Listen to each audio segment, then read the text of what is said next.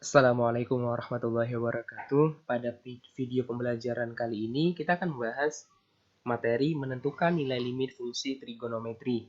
Nah, pada buku Matematika Peminatan ya yang di kelas 12 itu ada pada halaman 10 ya. Jadi untuk menentukan limit fungsi trigonometri ini ada dua cara. Yang pertama dengan substitusi langsung dan menyederhanakan atau diuraikan.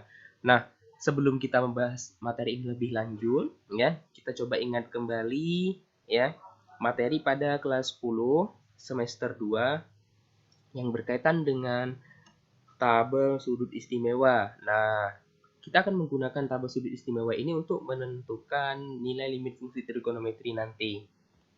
Nah, coba lihat soal ya, beberapa contoh soal yang ada pada buku siswa-siswi semua ya pada halaman 10. Nah, yang pertama, limit dari cos 3x untuk x mendekati v per 2. Kemudian yang nomor 2, limit dari cos kuadrat x, limit dari dalam kurung cos kuadrat x dikurang sin kuadrat x untuk x mendekati 0.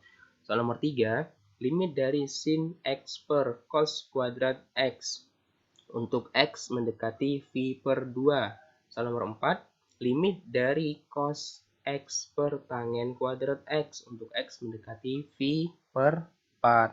Oke, kita langsung lihat pembahasannya ya. Kalau di buku itu ada beberapa langkah yang dihilangkan ya. Jadi perhatikan ini. Perhatikan, pahami ya bagaimana prosesnya. Oke, yang pertama ini kan soalnya limit dari cos 3x di mana x ini mendekati v per 2. Maka kita gantikan dengan x ini dengan v per 2 ya. Oke, sama dengan cos dalam kurung 3 dikali v per 2. Kenapa kita ganti dengan v per 2? Karena di sini x ini mendekati v per 2, maka kita gantikan x-nya dengan v per 2 ya. Oke, sama dengan cos dalam kurung 3 dikali v itu nilainya 180 derajat, maka kita gantikan itu langsung di sini 180 derajat. Oke, per 2. Oke, sama dengan cos dalam kurung 3 dikali 180 derajat dibagi 2 hasilnya 90 derajat. Oke, maka dapatlah cos dalam kurung 3 dikali 90 derajat. Oke, sama dengan cos. Nah, 3 dikali 90 derajat itu hasilnya 270 derajat. Nah, cos 270 derajat itu berapa nilainya? Nah, maka kita gunakan tabel sudut istimewa untuk menentukan nilainya ya. Cos 270 derajat itu hasilnya 0. Maka dapatlah di sini ya hasilnya atau nilainya 0. Nilai limit fungsi trigonometrinya bernilai 0 ya. Soal nomor 2, limit dari dalam kurung cos kuadrat x dikurang sin kuadrat x untuk x mendekati 0. Oke, sama dengan kita gantikan x-nya untuk cos dengan 0, untuk sinus juga dengan 0. Maka cos kuadrat 0 dikurang sin kuadrat 0. Perhatikan cos 0 derajat dengan sinus 0 derajat itu berapa nilainya ya. Kita lihat tabel sudut istimewanya. Nah, sinus 0 derajat itu 0, sedangkan cos 0 derajat bernilai 1. Oke. Nah, karena di sini cosnya pangkat 2 atau cos derajat, kemudian sinus derajat, maka dapatlah di sini tadi sudah dengan tabel sudut itu bahwasanya cosinus itu ketika di posisi 0 derajat maka nilainya 1, sinus nilainya 0, maka dapat 1 derajat, 1 kuadrat dikurang 0 kuadrat. Ya, 1 kuadrat itu sama dengan 1 dikali 1 dikurang 0 dikali 0. 1 dikali 1 1 dikurang 0 dikali 0 0. 1 dikurang 0 1 ya. Maka nilai limit fungsi trigonometri yang soal nomor 2 bernilai 1.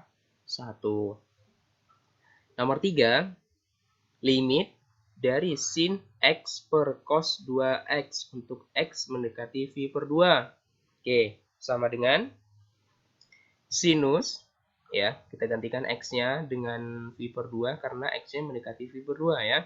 Sinus V per 2 per cos di dalam kurung 2 dikali V per 2. Oke, sama dengan sinus, kita gantikan V-nya ya.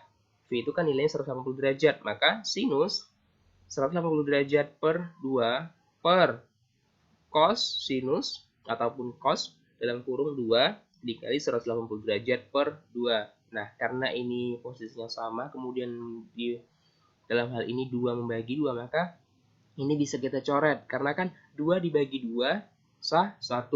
1 dikali cos 180 derajat tetap cos 180 derajat. Nah, ini bisa kita coret ya. Oke. Sinus 180 derajat dibagi 2 itu hasilnya sinus 90 derajat per, ini sesuai dengan pembahasan tadi bahwasanya nilainya cosinus 180 derajat ya. Oke, dasarnya karena kan 2 dibagi 2 sah 1 dikali cos 180 derajat, maka hasilnya cos 180 derajat. Oke. Kita lihat tabel istimewa untuk menentukan nilainya ya. Sinus 90 derajat dengan cos 180 derajat. Sinus 90 derajat nilainya sah 1. Cos 180 derajat itu nilainya min 1. Oke. Nih, perhatikan. Sinus 90 derajat 1 per cos 180 derajat min 1. 1 per min 1 atau 1 dibagi negatif 1 itu dapat hasilnya min 1 atau negatif 1. Oke, nomor 4. Limit dari cos X per tan kuadrat X atau tangen kuadrat X ya, untuk X mendekati V per 4 itu sama dengan, kita gantikan X-nya dengan V per 4 karena X mendekati V per 4. Oke, maka cos V per 4 per tangen kuadrat V per 4. Oke, sama dengan, kita gantikan nilai dari V-nya 180 derajat ya, maka cos 180 derajat per 4 per tangen kuadrat 180 derajat per 4. Oke, sama dengan cos 180 derajat dibagi 4, maka hasilnya cos 45 derajat. Oke, tangen kuadrat dibagi tangen kuadrat 180 derajat dibagi 4, maka dapatlah di sini tangen kuadrat 45 derajat. Perhatikan.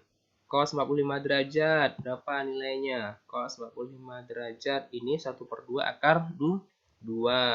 Kemudian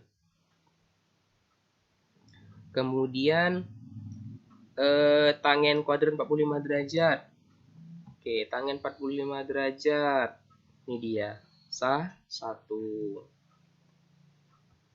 Oke, maka dapatlah di sini cos 45 derajat itu 1 per 2 akar 2. Tangen kuadrat 45 derajat itu nilainya sah 1. Karena tangennya ini dikuadratkan atau dipangkatkan dengan 2, maka hasilnya juga dikuadratkan atau dipangkatkan dengan 2. Maka dapatlah di sini 1 kuadrat atau 1 pangkat 2. Ya.